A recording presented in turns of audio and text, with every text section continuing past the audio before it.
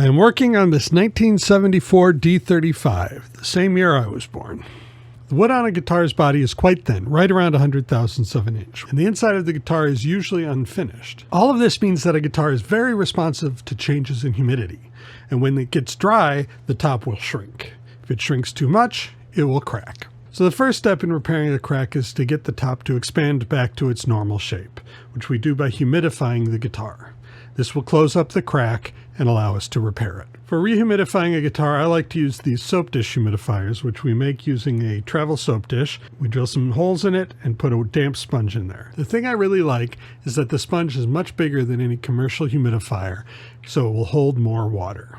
Closing up a crack, I will stick a couple of these inside the body of the guitar, making sure that they are not so wet they drip. And I will put a few more in the case if possible, though with these old blue plastic Martin cases, that is difficult. They fit very tightly.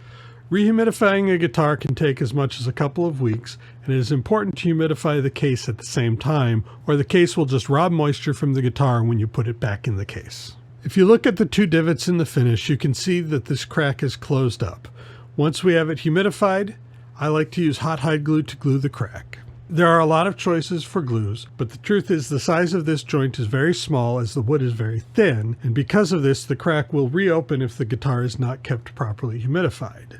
I've seen enough guitars reopen, no matter the glue used, that I prefer to use hot hide glue, which can be reactivated with some heat and new glue at any time. With any other glue, future repairs of the crack are nearly impossible.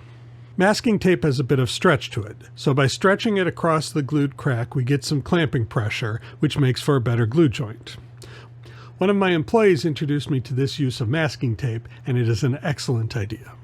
I also use Frank Ford's magnetic bar clamps to make sure the crack stays level. For cracks which are having trouble staying in line, I will frequently use deep throat C-clamps for increased pressure, but for most cracks, the magnetic clamps are the best choice. After the glued crack has had a chance to cure, I will use either magnets or C-clamps to glue small diamond-shaped cleats to the inside of the guitar. Wood will normally only crack along the grain, not across the grain, so the cleats grain is run at an angle to the top, which reinforces the crack.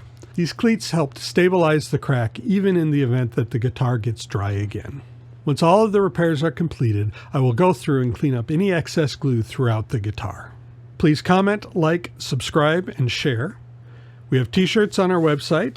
Come in on Saturdays for same-day setups. Thank you very much for watching. Have a nice day and enjoy your guitar.